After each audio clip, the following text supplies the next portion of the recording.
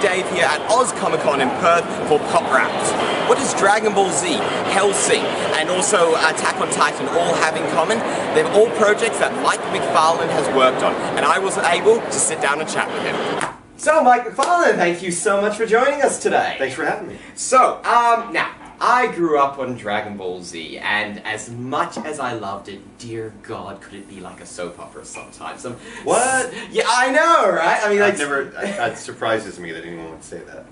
Oh yeah, I'm the crazy one, right? Yeah, totally, I'm the crazy one. But what was it like voicing the characters on Dragon Ball Z, like Master Roshi and Yajirobe as well? So what was it like? It was a lot of fun. I mean, that sort of show is, it's very broad and very, for lack of a better way to say it, it's cartoony, especially for anime, and that just gives you a lot of room to play and a lot of room to explore, and those characters are a lot of fun, especially Master Roshi, who just has a lot more to do than Yajirobe does. So. Absolutely. Yeah. And so, what would you say, I mean, you know, you can say the ones that you dubbed yourself, but like, what would you say is your favorite character from Dragon Ball Z? And I'll let you go from any saga in any area. Wow, that's a lot of room. Let's see. Know. I don't know. I like Vegeta a lot. It seems that he's a fan favorite in general, though. Yeah. Vegeta's great. Mr. Satan's a lot of fun. Mr. Satan, just yeah. ridiculous. Yeah. Master Roshi is probably one of my favorite characters anyway. So, I mean, that worked out well. Well, they got nothing to do with the fact that you have nothing at all whatsoever. So now, as you probably know, obviously they translate in all different types of languages, from French to English to all sorts of different things. Do you actually go and watch the Japanese version and sort of see what the voice actors for those characters have done beforehand before you do something, or do you make it your own character without getting any influence from it? Oh, I absolutely watch the Japanese in advance. Be it me being the person recording or me being the director and giving my other actors an opportunity, we always watch the Japanese first. And if I'm the ADR director of a series or a producer, then I watch the whole thing first, or as much as possible first. With something like One Piece, it's just as much as possible first. I can't watch all of One Piece first. I was going to say, you got a couple of years spare just to get through all that. It just goes on forever. Yeah, with things like Attack on Titan, I think I watched it all the way through twice before we even started recording it. So. And so what is exactly, can you run us through the process of dubbing something? So obviously when you're doing a show, you know, when you're doing a cartoon, usually the voices are made for the script already, but when you're dubbing something, obviously it's already been done, so you have to do it. So what is the process? What do you actually do for that? Okay, well, I'll start from as far back as what makes most sense anyway. Yeah. We've already licensed the show, whatever. Yeah, of course, so someone goes through and listens to everything that every character says and translates that and corroborates that against a hard copy of the script. Yeah. So that we have the spoken word and we have the script word, and if anything, if there's a difference in anything, we follow up with the producers and the license holders and say, what's up with this? So you actually have to check with them before? Yes, yeah, make sure that the right meaning is, you know, if it's different on paper, we need to know why it's different than what was spoken.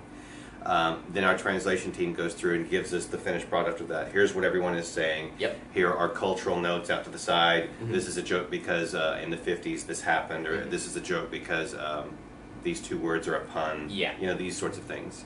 They give us all of that information, and then that goes through to a adaptive scriptwriter who takes it, time codes it down to 1/30th of a second, and makes all the dialogue fit in English with the mouth movements that they have, where it means as close to the same thing as possible.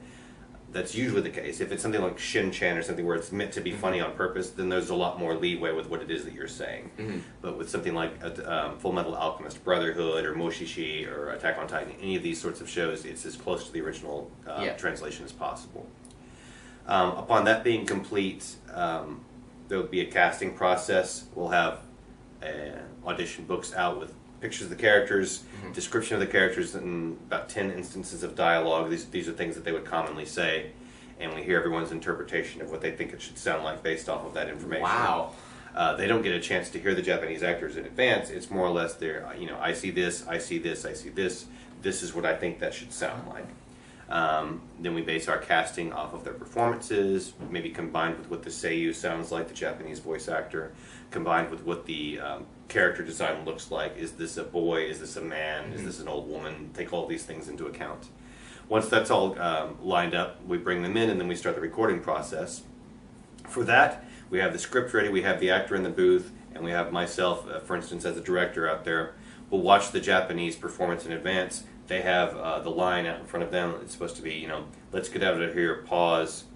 We have to make it before sundown, for instance. Yeah. They'll watch the animation. Let's get out of here. Okay, the front part is a little bit quick, but I can still make it work. There's the pause. And then the back part is much louder than the front. So it's called out while I'm running. So they see an instance of all this happening in advance before we try to record it. Then we go through and we try to record it. If they don't get it on the first pass, second pass, third pass, we just keep doing it until that I think that it fits really well and that the performance sounds natural. Then we double check it for timing to make sure that it's down to like 1/30th of a frame to make sure that it fits. And then we keep going. It's not the easiest process to do No, it, it's is not. it? No, it's not. It's much. It's not necessarily easier to do prelay, which is the animation style you described before, where they do the voices first. But there are several more steps involved. Wow. Yeah. I was gonna say, it seems almost easier to start just from scratch and do it from the very beginning, right? Yeah, but I mean, the fun challenge there is making the character your own and having everything fit into within that sort of mindset, where it's more of a focus on creation, whereas ours is creation within a lot of boundaries. Yeah. Like, we have to make it sound like it's coming from us, and this is the first time it ever happened, but we have so many other things like working against us to make that a more difficult task. Like, personally, be interested in it. I think there would be tons of legal paperwork that says that I couldn't do it. So if we were to get you without your name attached, just the voice. A guy named Mike McFarland. That would totally